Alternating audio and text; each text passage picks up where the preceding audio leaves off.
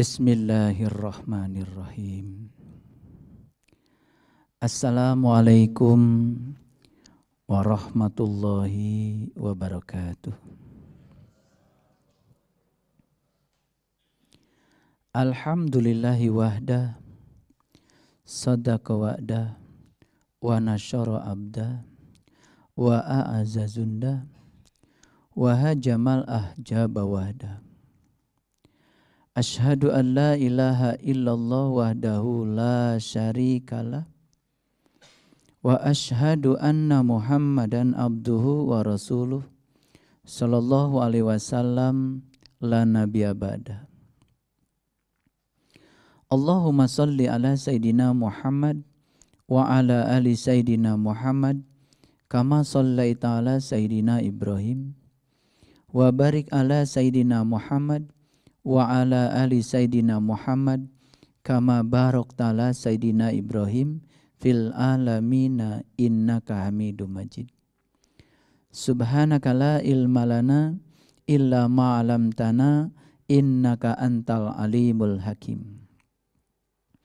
Subhanakallahumma rabbana wa bihamdika asyhadu an la ilaha illa anta astaghfiruka wa atubu ilaih. Astaghfirullahaladzim, astaghfirullahaladzim, astaghfirullahaladzim. Allazi la ilaha illa huwal hayyul qayyum wa atubu ilaih min jami'il ma'asi wa zunub la haula wala quwata illa billahil aliyyil azim. Ada pengetahuan yang berasal dari agama, ada pengetahuan yang berasal dari sains.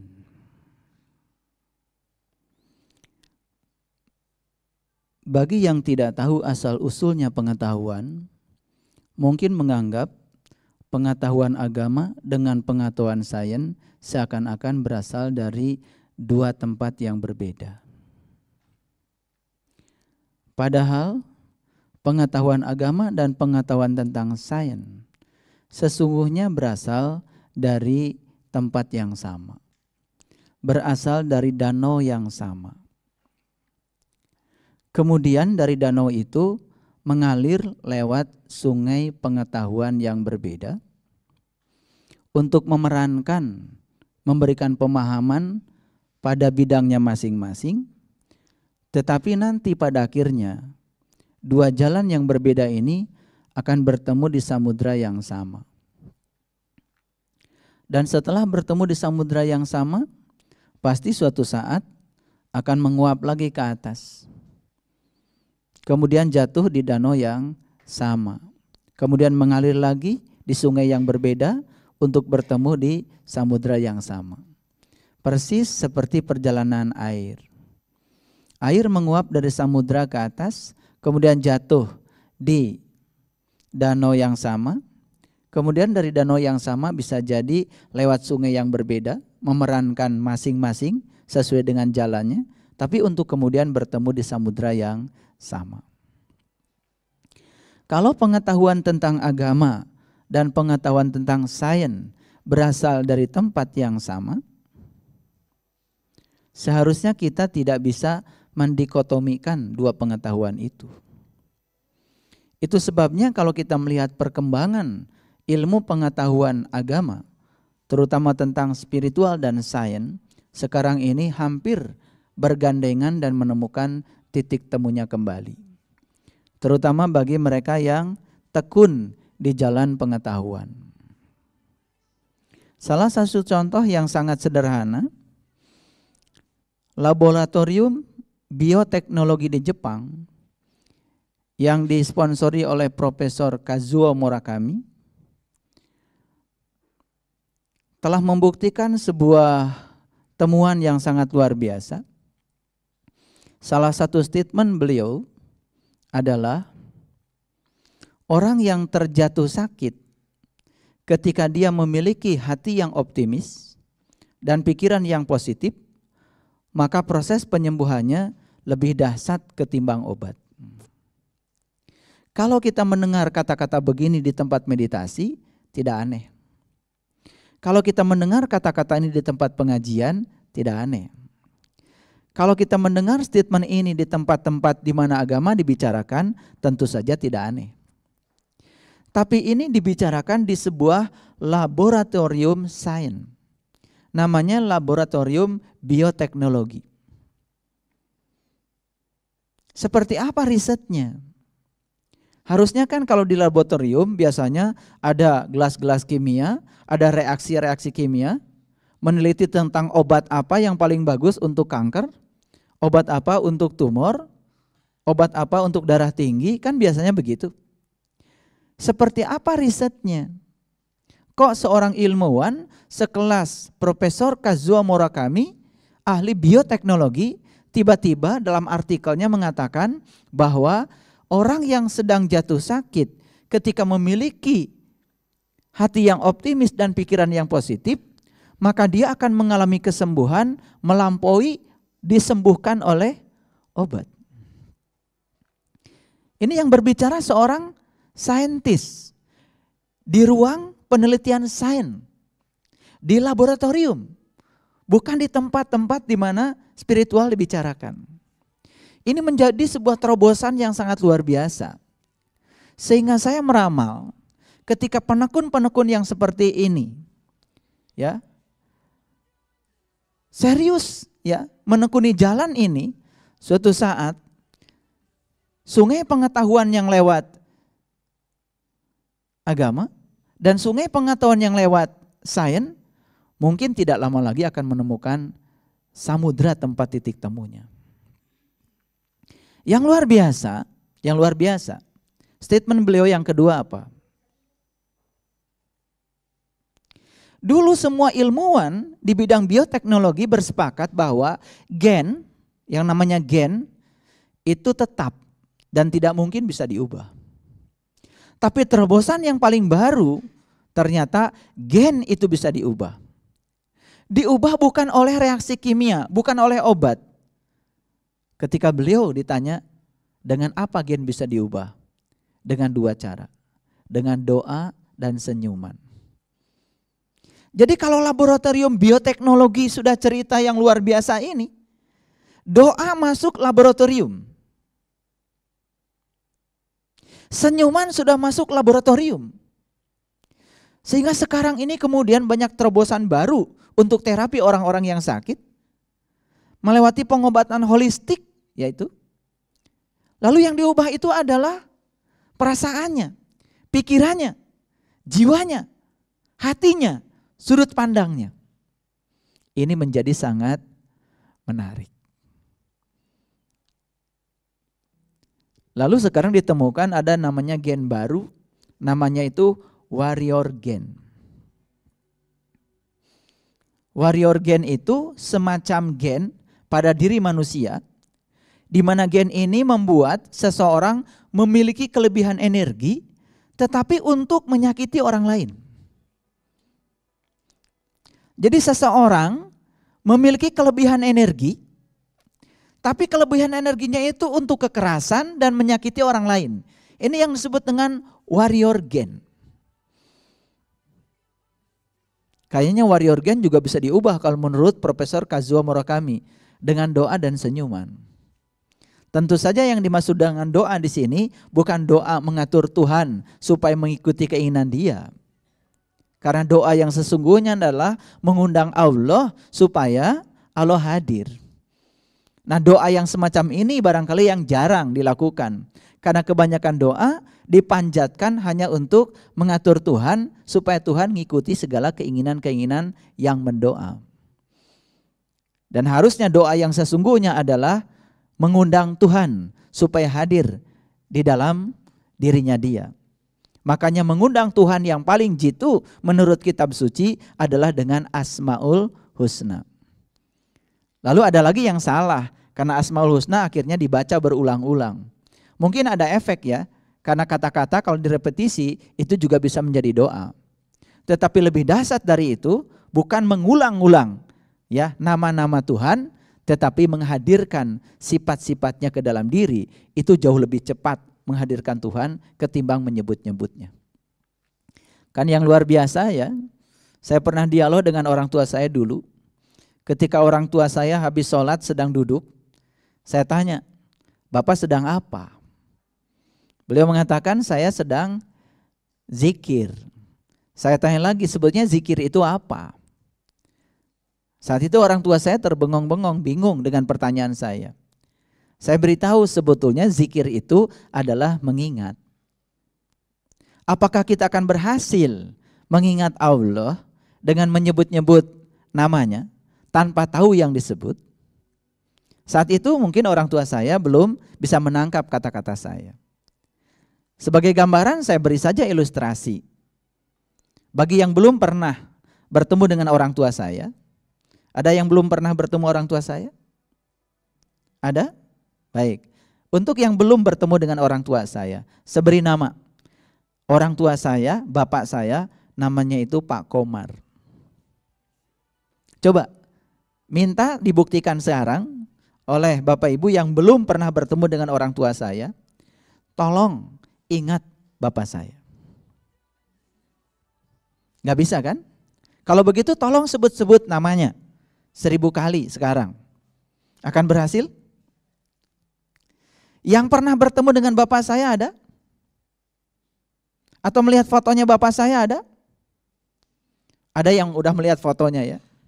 Sekarang saya tanya, yang sudah melihat fotonya, ingat gak sama foto bapak saya? Ingat. Perlu menyebut-nyebut namanya? Tidak.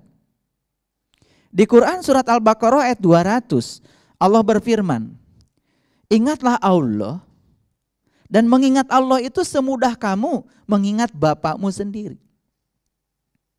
Fazkurullah kazikrikum aba'akum. Mengingat Allah itu seperti kamu mengingat bapakmu sendiri.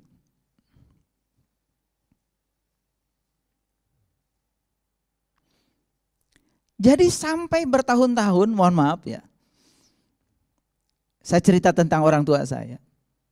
Mengamalkan ajaran agama, membedakan mana mengingat, mana menyebut, itu aja belum sukses. Saya tidak berbicara kebanyakan orang, saya berbicara pengalaman pribadi saya di keluarga. Lalu ketika saya menyampaikan ini terkejut, oh iya ya, kalau mengingat itu kan pekerjaan batin.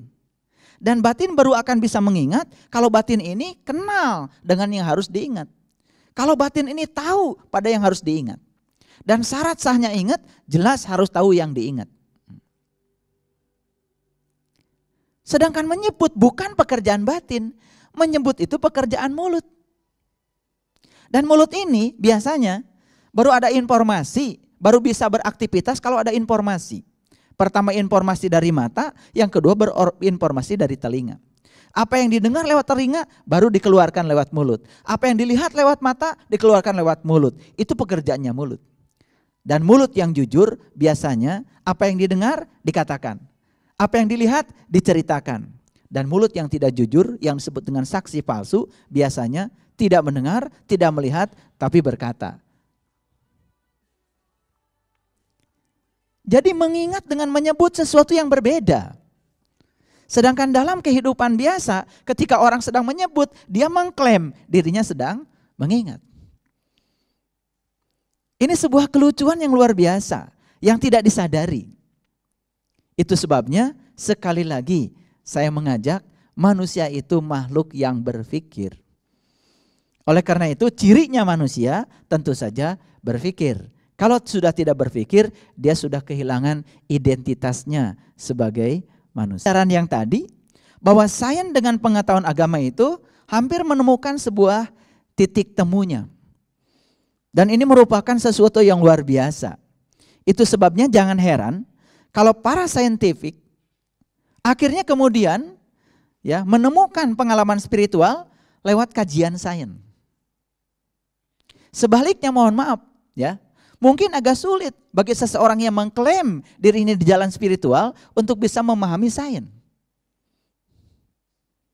Oleh itu jangan heran kalau di abad sekarang ini banyak kemudian para saintis kemudian tiba-tiba dia melontarkan kata-kata yang dibangun oleh kecerdasan spiritualnya, bukan oleh kecerdasan intelektualnya. Karena apa? Karena sudah melihat jalur sains juga bisa mengenalkan seseorang kepada Tuhan. Kalau kita merujuk lagi kepada apa yang dibicarakan saya sebelumnya, kecerdasan semesta tanpa batas mewujud menjadi energi. Energi adalah kemampuan untuk melakukan usaha. Untuk mewujudkan kecerdasannya, lalu energi melakukan usaha penciptaan. Bahkan usaha pemeliharaan, bahkan usaha peleburan. Sehingga penciptaan, pemeliharaan dan peleburan itu adalah keniscayaan yang menjaga keabadian dari alam semesta ini. Jadi kalau sains dengan itu sudah menemukan titik temu, ini luar biasa. Jadi jangan heran kalau seorang pakar kristal di bidang fisika kemudian menemukan bahwa kalau air ya diberi sapaan yang bagus, ternyata struktur kristalnya cantik. Ketika air diberi sapaan yang tidak bagus, ternyata struktur kristalnya menjadi random. Jangan-jangan menurut dugaan saya, air ini bukan sekedar yang bisa merekam itu bukan sekedar air. Bahkan mungkin udara yang di sekitar kita pun bisa merekam. Sehingga saat kita ngomong kasar, lalu omongan kasar ini bisa jadi direkam oleh molekul-molekul udara. Kan bukankah di dalamnya ada atom? Kalau di dalam ada atom, ada ruang kosong. 99 atom itu ruang kosong. Siapa yang mengikat elektron dengan inti? Kalau tidak ada energi di situ. Dan siapa yang berkuasa di situ kalau bukan dia? Jadi oleh karena itu kita sadari, kita pahami bahwa sebetulnya interaksi antara manusia dengan semesta ini terjadi, cuman jarang dipahami. Jadi kalau ada yang sudah mempraktekkan kalau punya pohon di rumah tidak berbuah, kemudian diajak bicara jadi berbuah, itu menjadi tidak heran dan itu sains. Itu bukan ilmu nujum, itu sains. Kan pohon itu 80% juga air. Sedangkan air sudah dibuktikan bisa merekam semua yang dibicarakan. Jadi ketika kita mengatakan, hai pohon, kamu cantik, berbuah ya, supaya kamu bermanfaat. Dia juga merekam. Dan di dalam pohon itu juga ada kecerdasan semesta yang tanpa batas. Yang dititipkan Tuhan. Sehingga dengan demikian kesadaran ini akan melebarkan kita untuk tidak semena-mena di semesta ini. Semua manusia merasa bumi ini sekarang warisan katanya. Tapi orang yang berpikiran cerdas, bumi ini bukan warisan bagi kita. Tapi bumi ini adalah titipan untuk generasi yang akan datang. Beda sudut pandang. Ada yang mengatakan bumi ini warisan, dibabat semua hutannya. Dieksploitasi semua kekayaan alamnya. Tapi mereka yang berpikir bahwa bumi ini adalah titipan dari generasi yang akan datang. Titipan dari anak cucu kita yang belum ada. Titipan dari generasi yang belum ada sekarang. Mungkin kita tidak akan semena-mena. Kita akan menjaga bumi ini dengan penuh keseimbangan. Makanya ada seorang pengusaha di Jepang. Perusahaannya sangat maju ya. Matsushita Electric itu. Siapa yang tidak tahu perusahaan itu? Sudah menjadi perusahaan raksasa di dunia. Ketika beliau ditanya, apa sih rahasianya perusahaan Anda itu bisa booming dan luar biasa? Beliau mengatakan rahasianya cuma 3P. P yang pertama adalah profit. P yang kedua people. Dan P yang ketiga adalah planet. Profit keuntungan. People manusia. Planet berarti alam semesta. Ternyata perusahaan itu menggabungkan antara profit, people, dan planet. Jadi saat mau mengambil profit, kemudian tidak memeras seluruh tenaga kerja untuk menjadi menomorsatukan perusahaan. Bahkan di perusahaan itu dikatakan, nomor satu bagi karyawan bukan perusahaan. Apa tuh? Keluarga. Jadi ketika seorang manajer itu kemudian sedang bekerja serius di perusahaannya, ketika ketahuan anaknya sakit, itu disuruh pulang. Pulang. Rawat anakmu. Seorang manajer istrinya melahirkan.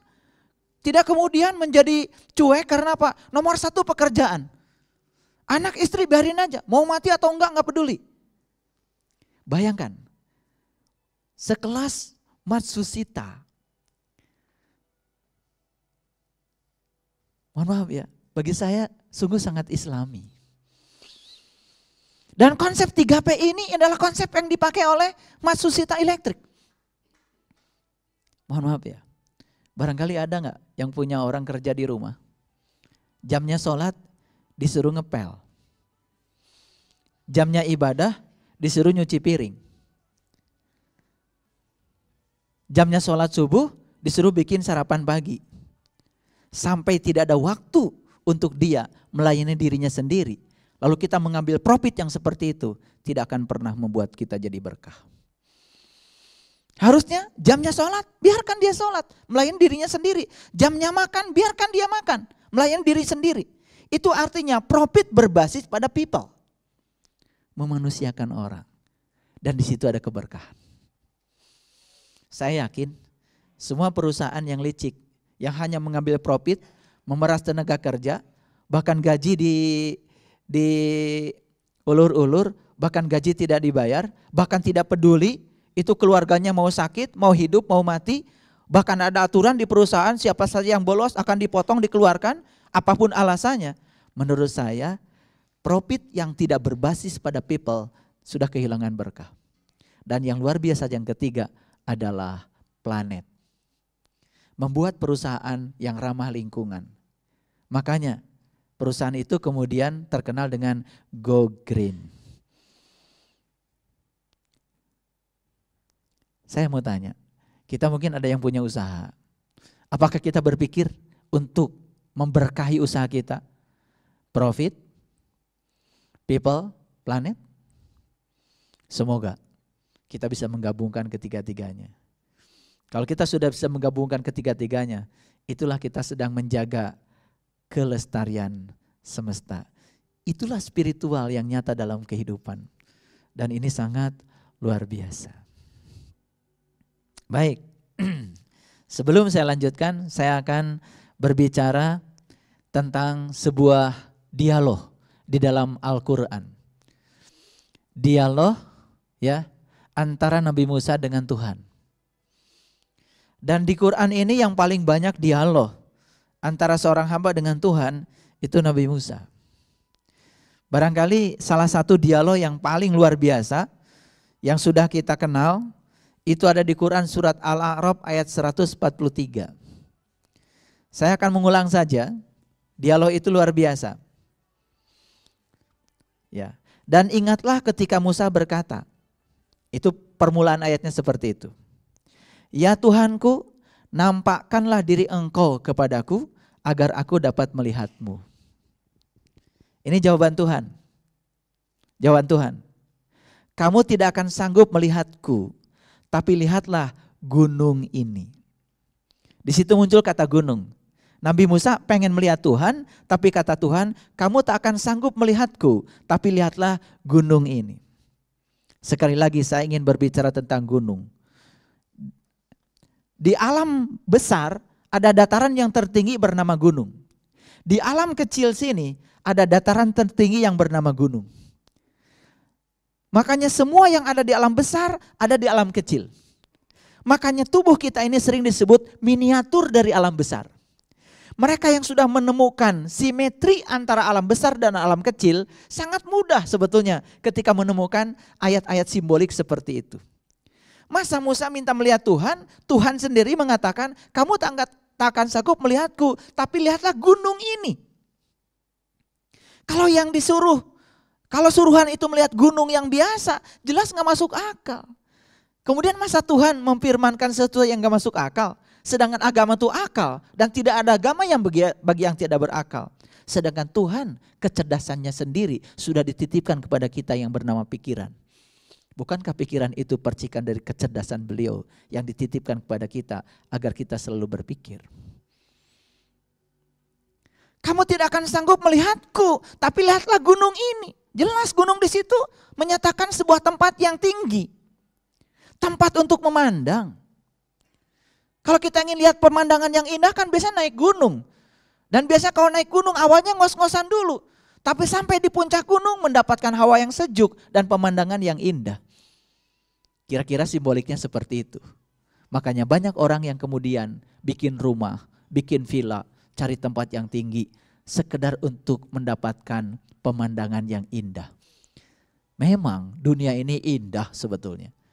Makanya level-level kalau orang melihat laut, aduh indah ya ciptaan Allah. Ada yang di level itu. Ada yang lebih dalam lagi. Bisa melihat rahasia di balik keindahan itu lebih dalam lagi. Mungkin melihat laut pun meneteskan air mata. Hanya hangat-hangat air mata yang sudah dalam. Tergantung kedalamannya. Lalu lihat ayat berikutnya. Kamu tidak akan sanggup melihatku, tapi lihatlah gunung ini. Ketika gunung itu masih berada di tempatnya, niscaya kamu dapat melihatku. Ketika gunung masih berada di tempatnya, niscaya kamu dapat melihatku. Bagi saya, gunung di situ adalah puncak kesadaran tertinggi yang ada pada diri setiap manusia. Itulah yang disebut dengan Sidrah Al-Muntaha. Ketika Sidrah Al-Muntaha tidak kemana-mana, tetap di tempatnya, niscaya kamu dapat melihatku. Apa kata-kata Tuhan berikutnya? Kemudian Tuhan bertajalli di gunungnya Musa. Saat Tuhan bertajalli di gunungnya Musa, menampakkan diri di gunungnya Musa, di puncak kesadarannya Musa, tidak bisa diceritakan lagi. Yang ada cuman kata-kata berikutnya. Gunungnya hancur dan Musanya jatuh pingsan. Kesadaran Musa pun hancur. Gunungnya pun hancur. Dan Musa jatuh pingsan. Itulah dalam ayat lain yang dikatakan fana billah kullu syai'in halikun illa wajhahu. Segala sesuatunya hilang, musnah. Yang ada adalah wajahnya. Yang luar biasa adalah pernyataan Musa. Ola subhanaka tubtu ilaika wa ana awalul mu'minin. Maha suci engkau ya Allah. Aku bertobat kepada engkau. Dan inilah awal aku beriman. Kisah bukan? Dongeng bukan? Ya. Saya mau tanya Bapak Ibu. Pengen dapat dongeng Musa atau pengen jadi Musa? Subhanallah. Karena kebanyakan orang puas ketika dapat dongeng Musa. Ketika kita sudah mulai memiliki kebutuhan yang lebih tinggi lagi, saya tidak mau sekedar menerima dongeng Musa. Tapi saya ingin mengalami pengalamannya Musa. Saya ingin jadi Musa. Memang itulah tujuannya Quran. Difirmankan kepada Muhammad pasca Musa. Oke, saya cerita kisah Musa yang lain. Ini dialognya ada di Quran surat Toha. Dialog ataka hadisu Musa. Apakah telah sampai kepadamu kisah tentang Musa? Ini pertanyaan. Apakah telah sampai kepadamu kisah tentang Musa? Ayo jawab. Sudah. Berapa kisah? Karena kisah Musa di Quran banyak.